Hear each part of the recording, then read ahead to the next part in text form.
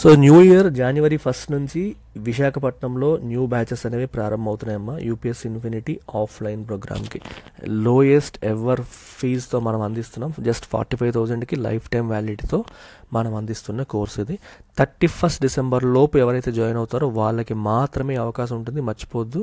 ఏ doubt ఉన్నా ఈ నెంబర్కి మీరు కాంటాక్ట్ చేసి వివరాలు ఎడిటోరియల్ చూడండి అమ్మ. వాటిది టైటిల్ ఏం చెప్తుంది? Unjust and unwise. అన్జస్ట్ అంటే అన్యాయం, అన్వైజ్ అంటే అవివేకం. జస్ట్ అంటే మీనింగ్ ఏంటి? న్యాయం అని.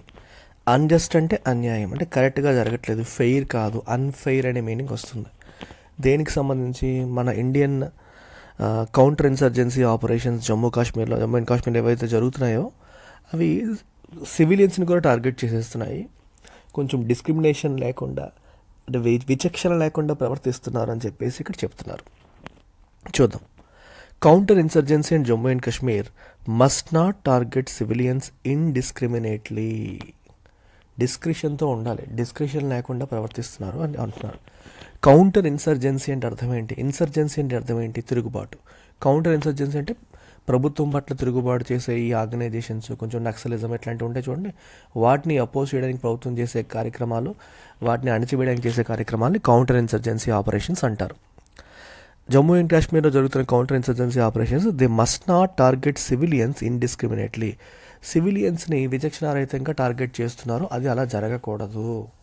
అంటే కొన్నిసార్లు ఏంటంటే ఈ నక్సలైట్స్ని, అదే ఇట్లాంటి ఇన్సర్జెంట్స్ని, అంటే ప్రభుత్వం బయట తిరుగుబాటు చేస్తున్న మిలిటెంట్స్ని సివిలియన్స్ సపోర్ట్ చేస్తున్నారని చెప్పి వాళ్ళని టార్చర్ చేయడం, వాళ్ళని జైల్లో పెట్టడం, వాళ్ళని హింసించడం, వాళ్ళని చంపడం ఇట్లాంటివి చేస్తూ ఉంటారు.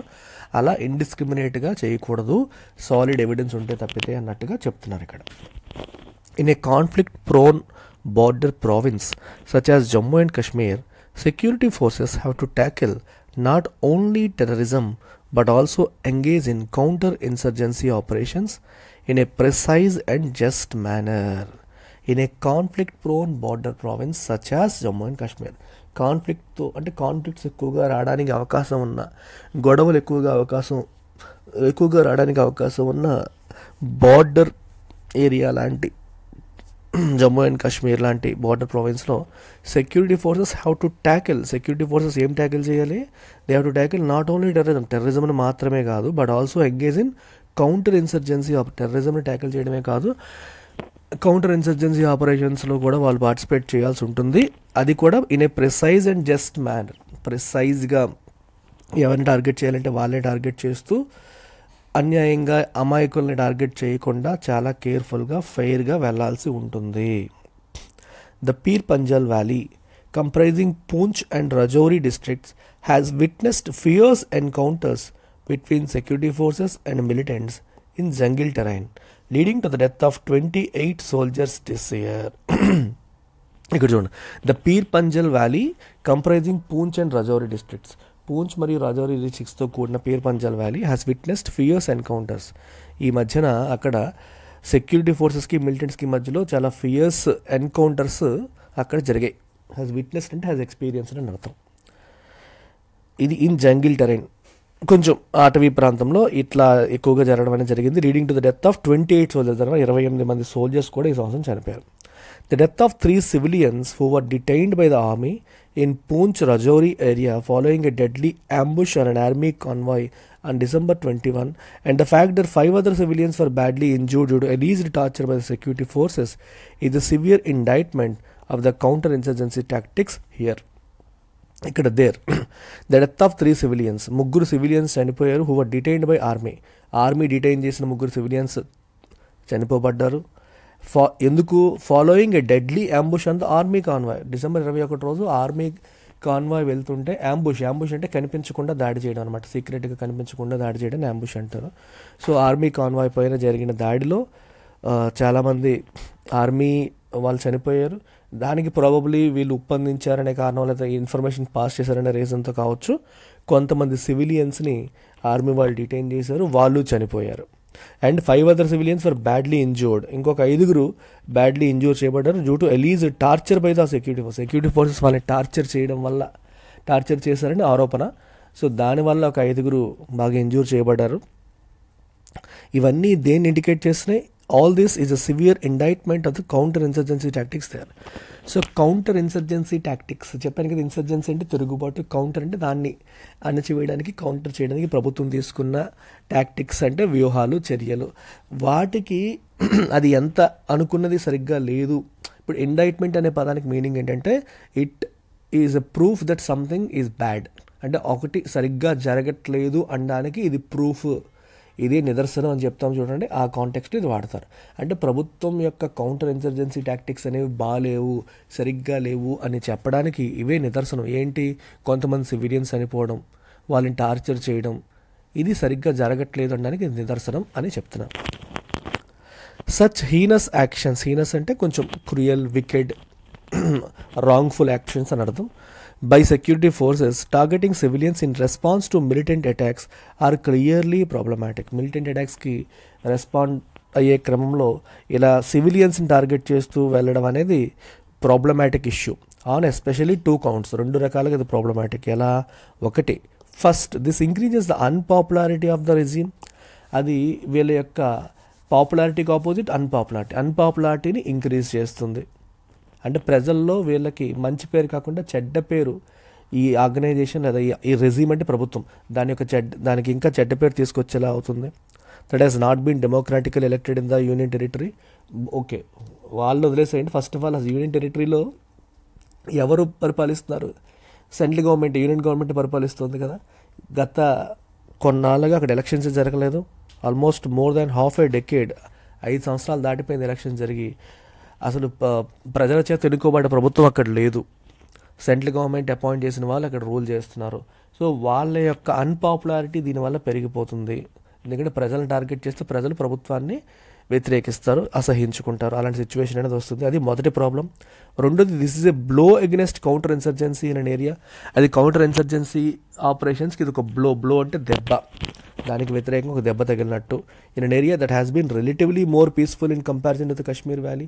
కాశ్మీర్ వ్యాలీలో ఇన్సర్జెన్సీ చాలా ఎక్కువ ఉంటుంది, కానీ ఈ పీర్ పంజాల్ వ్యాలీలో జనరల్గా పీస్ఫుల్గా ఉంటుంది. అలాంటి ఏరియాలో కూడా ఇప్పుడు ఇన్సర్జెన్సీ అనేది పెరిగిపోయింది, కౌంటర్ ఇన్సర్జెన్సీ ఆపరేషన్స్ తీసుకురావాల్సిన పరిస్థితి వస్తుంది. అంటే ఇది ఒక రకంగా, అది కూడా అందులో కూడా మన వాళ్ళు ఫెయిల్ అయ్యారనేది కొంచెం ఒక దానికి కౌంటర్ ఇన్సర్జెన్సీ ఆపరేషన్స్కి ఒక దెబ్బ అని చెప్పొచ్చు.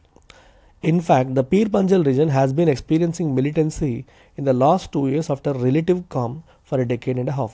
In fact, అదే చెప్తాను ఇందాక, పీర్ పంజాల్ రీజియన్లో ఆల్మోస్ట్ ఒక డెకేడ్ అండ్ హాఫ్ 15 సంవత్సరాలుగా పీస్ఫుల్గా ఉంది. అది గత 2 సంవత్సరాల్లోనే ఈ మిలిటెన్సీ అంటే ఆర్మ్డ్ రెబెలియన్, అంటే ఆయుధాలతో చేసే తిరుగుబాటు మిలిటెన్సీ అంటాం. ఈ మిలిటెన్సీ అనేది లాస్ట్ 2 yearsలో పెరుగుతూ వస్తుంది. Counter-insurgency operations of the kind that followed the ambush last week breed discontent among residents in a region which has not been supportive of militancy in the near past. So, ఇట్లాంటి operations ప్రభుత్వం తీసుకొస్తున్న మన security forces తీసుకొస్తున్నటువంటి counter insurgency operations, something that followed the ambush last week. Ambush చెప్పాను కదా మీకు. Ambush అంటే ఏంటి? సీక్రెట్గా కనిపించకుండా చేసే దాడిని అంబుష్ అంటాం.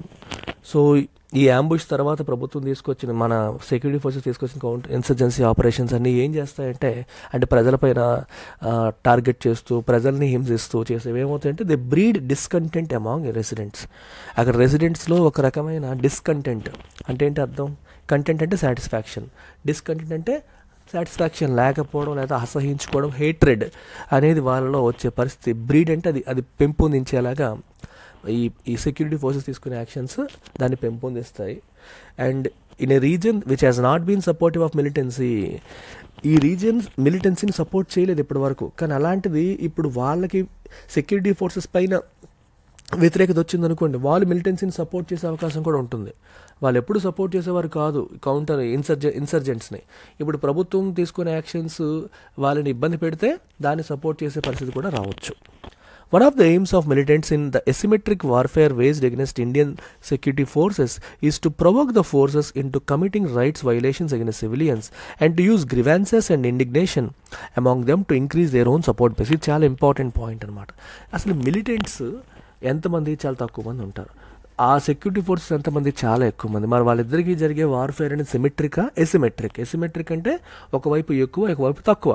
సో వీళ్ళకి బలం ఎక్కువ, వాళ్ళకి బలం తక్కువ. మరి అలాంటి వార్ఫేర్లో మిలిటెంట్స్ ఎలా నెగ్గుతారు? నెగ్గలేరు. అందుకని వాళ్ళు ఏం చేస్తారంటే ఈ సెక్యూరిటీ ఫోర్సెస్ని రెచ్చగొట్టి వాళ్ళతో తప్పులు చేయించి వాళ్ళు ప్రజల హక్కుల్ని కాలరాసేలా చేసి దానివల్ల ప్రజల్లో వాళ్ళ పట్ల వ్యతిరేకత వచ్చేలా చేసి ఆ వ్యతిరేకతని వీళ్ళు వాళ్ళకు అనుకూలంగా మార్చుకుని వాళ్ళ సపోర్ట్ బేస్ని పెంచుకునే ప్రయత్నం చేస్తారు. సో ఇండిగ్నేషన్ అంటే కోపం, గ్రీవాన్సెస్ అంటే కంప్లైంట్స్ అని ఒక రకమైన ఈ సెక్యూరిటీ ఫోర్సెస్ చేసే దానిపైన మనకి సాటిస్ఫాక్షన్ లేకపోవడం, ఇలా చేస్తారంటే అలా చేస్తారంటే అని చెప్పి ఒక రకమైన వ్యతిరేక భావం కావచ్చు. అంటే వీళ్ళని రెచ్చగొట్టి వాళ్ళతో ప్రజా హక్కుల్ని కాలరాసేలా చేసి ప్రజల్లో నెగిటివ్ ఫీలింగ్ వచ్చేలా చేసి దాన్ని వాళ్ళకు అనుకూలంగా మార్చుకోవడం అనేది ఈ మిలిటెంట్స్ యొక్క స్ట్రాటజీ అనమాట. Such actions by security forces play into the hands of militants and their handlers across the border. మన సెక్యూరిటీ ఫోర్సెస్ కూడా బ్రెయిన్ వాడకుండా ఈ సివిలియన్స్ని టార్గెట్ చేస్తూ వాళ్ళని టార్చర్ చేస్తూ వాళ్ళని డిటైన్ చేస్తూ చంపేయడం వల్ల ఏమవుతుంది? ప్రజల్లో తీవ్రమైన వ్యతిరేకత వస్తుంది. మిలిటెంట్స్ ఏదైతే కోరుకుంటున్నారో అదే జరిగే పరిస్థితి వస్తుంది. So it plays into their hands అనమాట.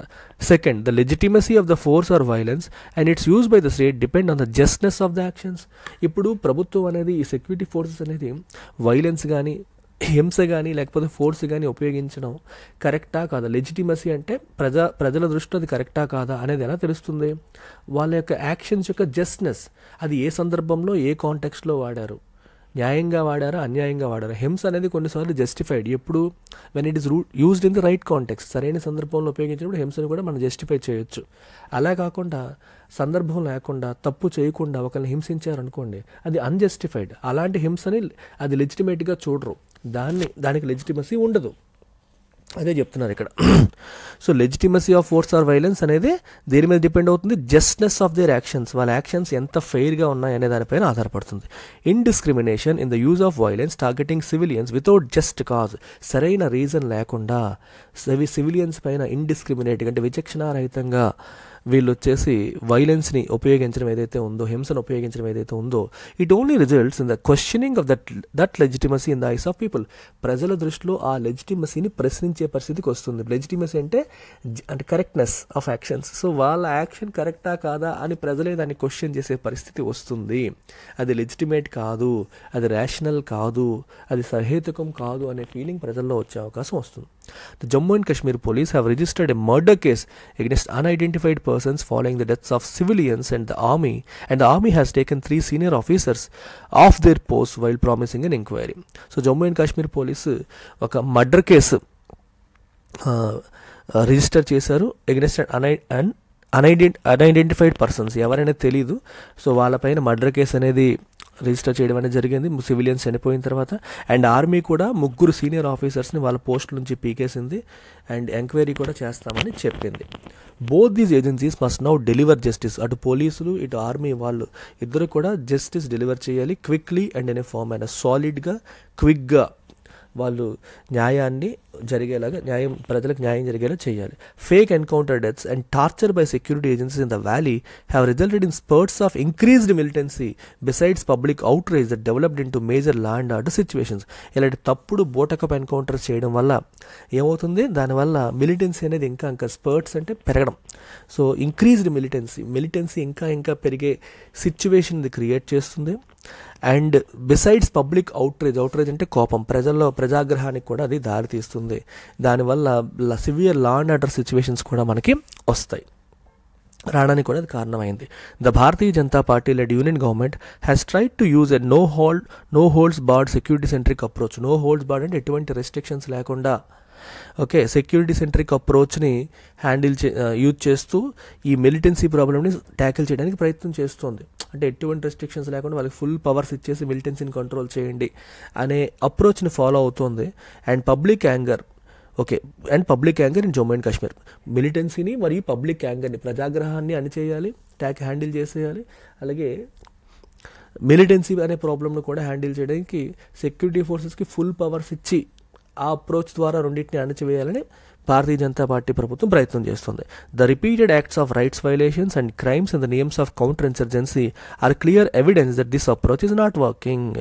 So repeated acts of rights violations బాగా ఎక్కువ జరగడం మరియు అండ్ కౌంటర్ ఇన్సర్జెన్సీ పేరుతో ఈ ఆర్మీ సెక్యూరిటీ ఫోర్సెస్ నేరాలు చేయడం ఏదైతే ఉందో ఇది clear evidence that this approach is not working. అంటే ఆర్మీకి ఫుల్ పవర్స్ ఇచ్చేయడం వల్ల పని జరగదు అనడానికి ఇదే నిదర్శనం. సో పూర్తి పవర్స్ ఇవ్వడం వల్ల వాళ్ళు విచక్షణారహితంగా ప్రవర్తిస్తారు, ప్రజాగ్రహానికి లోనవుతారు, రైట్స్ వైలేషన్స్కి కారణం అవుతారు. ప్రాబ్లం సాల్వ్ అవ్వడం కాదు కదా, ఇంకా పెద్దది అవుతుంది అనేది మనం ఇక్కడ అర్థం చేసుకోవాలి. సో ప్రభుత్వం ఎంచుకున్న అప్రోచ్ అనేది కరెక్ట్ కాదు, వర్కౌట్ అవ్వట్లేదు అనే విషయాన్ని ఇప్పటికన్నా వాళ్ళు గ్రహించాలి అని ఫైనల్గా ఇక్కడ చెప్తున్నారు. So new year and year end ఆఫర్లో భాగంగా యూపీఎస్సీ ఇన్ఫినిటీ ఆన్లైన్ ప్రోగ్రామ్ పైన కూడా డీప్ డిస్కౌంట్స్ మనకి రన్ అవుతున్నాయి. 45,000 రూపీస్కే మనకి జిఎస్ ఫౌండేషన్ మొత్తం complete UPSC infinity life time వ్యాలిడీతో మీకు వస్తుంది. స్టాండర్డ్గా 60,000 ఉండేది ఫీజు, ఇప్పుడు కేవలం 45,000కే మీకు ఇదంతా లభిస్తుంది. 1 జనవరి నుంచి వీటికి కూడా న్యూ బ్యాచెస్ అనేవి స్టార్ట్ అవుతున్నాయి. 31 డిసెంబర్లోపు ఎవరైతే జాయిన్ అవుతారో వాళ్ళకి మాత్రమే అవకాశం ఉంటుంది. ఏ డౌట్ ఉన్నా ఈ నెంబర్కి మీరు కాంటాక్ట్ చేయండి. Take care, bye.